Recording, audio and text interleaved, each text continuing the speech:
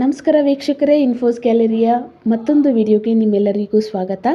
ಕನ್ನಡದ ಚಿತ್ರಗಳಲ್ಲಿ ಮೊದಲ ಬಾರಿಗೆ ನಟಿಸಿ ಭಾರತದಾದ್ಯಂತ ಪ್ರಖ್ಯಾತಿಯನ್ನು ಪಡ್ಕೊಂಡಿರ್ತಕ್ಕಂಥ ಸಿನಿಮಾದ ನಟಿಯರು ಯಾರ್ಯಾರು ಅಂತ ಹೇಳಿ ಈ ವಿಡಿಯೋದಲ್ಲಿ ನೋಡೋಣ. ಮೊದಲಿಗೆ ಈ ಸಾಲಿನಲ್ಲಿ ಬರ್ತಕ್ಕಂಥವರು ರಾಕುಲ್ ಪ್ರೀತ್ ಸಿಂಗ್ ರವರು. ಇವರು ಕನ್ನಡದ ಗಿಲ್ಲಿ ಚಿತ್ರದಲ್ಲಿ 2009ರಲ್ಲಿ ನಟಿಸ್ತಾರೆ. ಸೊ ಈ ಸಿನಿಮಾ ನಿಮಗೆ ಗೊತ್ತೇ ಇರುತ್ತೆ. ಜಗ್ಗೇಶ್ ರವರ ಮಗ ಗುರುರಾಜ್ ಅವರ ಜೊತೆ ಇವರು ನಟಿಸಿರ್ತಾರೆ ರಾಕುಲ್ ಪ್ರೀತ್ ಸಿಂಗ್ ರವರು. ಇದಾದ ನಂತರ ಇವ್ರದ್ದು ಅದೇ ಮೊದಲನೇ ಸಿನಿಮಾ ಕನ್ನಡದಲ್ಲಿ, ಹಾಗೆ ಸ್ಯಾಂಡಲ್ವುಡ್ನಲ್ಲಿ ಇವ್ರಿಗೆ ಎಂಟ್ರಿ ಸಿಗುತ್ತೆ. ಇದಾದ ನಂತರ ಇವರಿಗೆ ತೆಲುಗುಯಿಂದ ಹಾಗೆ ತಮಿಳಿನಿಂದ ಹಾಗೆ ಹಿಂದಿನಲ್ಲೂ ಕೂಡ ಇವ್ರಿಗೆ ಬಹಳಷ್ಟು ಆಫರ್ಗಳು ಬರುತ್ತೆ. ಸೊ ತುಂಬಾ ಚೆನ್ನಾಗಿ ಇವರಿಗೆ ಆಫರ್ಗಳು ಬರುತ್ತೆ ಈ ಸಿನಿಮಾ ಆದ ನಂತರ. ಇದಾದ ನಂತರ ನಿಮ್ಮೆಲ್ರಿಗೂ ಗೊತ್ತೇ ಇರ್ತಕ್ಕಂಥ ದೀಪಿಕಾ ಪಡುಕೋಣೆರವರು. ಇವರು ಕನ್ನಡದ ಐಶ್ವರ್ಯ ಸಿನಿಮಾ 2006ನೇ ಇಸ್ವಿನಲ್ಲಿ ರಿಲೀಸ್ ಆಗುತ್ತೆ. ಉಪೇಂದ್ರ ರವ್ರದ್ದು ಐಶ್ವರ್ಯ ಸಿನಿಮಾ ಯಾರಿಗೆ ಗೊತ್ತಿಲ್ಲ ಹೇಳಿ. ಈ ಸಿನಿಮಾದ ಮುಖಾಂತರನೇ ಇವರ ಸಿನಿ ಜರ್ನಿ ಸ್ಟಾರ್ಟ್ ಆಗುವಂಥದ್ದು ದೀಪಿಕಾ ಪಡುಕೋಣೆ ಅವರು. ಇವರಿಗೆ ಈಗ ಹಾಲಿವುಡ್ಡಲ್ಲೂ ಕೂಡ ಒಂದು ಸಿನಿಮಾ ಮಾಡಿದ್ದಾರೆ ದೀಪಿಕಾ ಪಡುಕೋಣೆ ಅವರು. ಬಾಲಿವುಡ್ಡಲ್ಲಿ ಹಾಗೆ ಇಂಡಿಯಾದಲ್ಲೇ ನಂಬರ್ 1 ನಟಿ ಅಂತ ಹೇಳಿದರೆ ತಪ್ಪಾಗಲಾರ್ದು. ಇದಾದ ನಂತರ ಸ್ಯಾಂಡಲ್ವುಡ್ನ ಕ್ರಶ್ ಎಂದೇ ಪ್ರಖ್ಯಾತಿಯಾಗಿರ್ತಕ್ಕಂಥ ರಶ್ಮಿಕಾ ಮಂದಣ್ಣರವರು. ನಿಮಗೆಲ್ರಿಗೂ ಗೊತ್ತೇ ಇದೆ.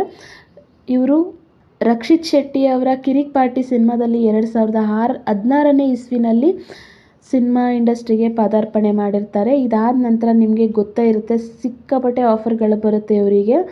ತೆಲುಗಿನ ಗೀತಾ ಗೋವಿಂದಂ ಹಾಗೆ ಪುಷ್ಪ 2.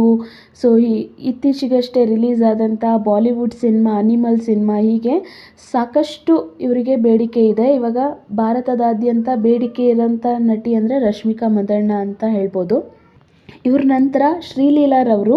ಸೊ ಶ್ರೀಲೀಲಾರವರು ಕನ್ನಡದಲ್ಲಿ ಕಿಸ್ ಸಿನಿಮಾ ಮುಖಾಂತರ ಇವರು ಪರಿಚಯ ಆಗ್ತಾರೆ ಸಿನಿ ಇಂಡಸ್ಟ್ರಿಗೆ 2019ರಲ್ಲಿ.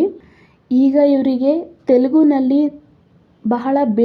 ಬಹುಬೇಡಿಕೆಯ ನಟಿ ಶ್ರೀಲೀಲಾ ಆಗಿದ್ದಾರೆ ಅಂತ ಹೇಳಿದರೆ ತಪ್ಪಾಗಲ್ಲ. ಅವರ ಆ್ಯಕ್ಟಿಂಗ್ ಆ್ಯಂಡ್ ಡ್ಯಾನ್ಸಿಗೆ ಸಿಕ್ಕಾಪಟ್ಟೆ ಫ್ಯಾನ್ ಫಾಲೋವರ್ಸ್ ಇದ್ದಾರೆ. ಇವ್ರ ನಂತರ ಬರ್ತಕ್ಕಂಥವರು ಆಶಿಕಾ ರಂಗನಾಥ್ ರವರು. ಎಕ್ಸ್ಪ್ರೆಷನ್ ಕ್ವೀನ್ ಅಂತಲೇ ಹೇಳ್ಬೋದು ಆಶಿಕಾ ರಂಗನಾಥ್ ರವರನ್ನು.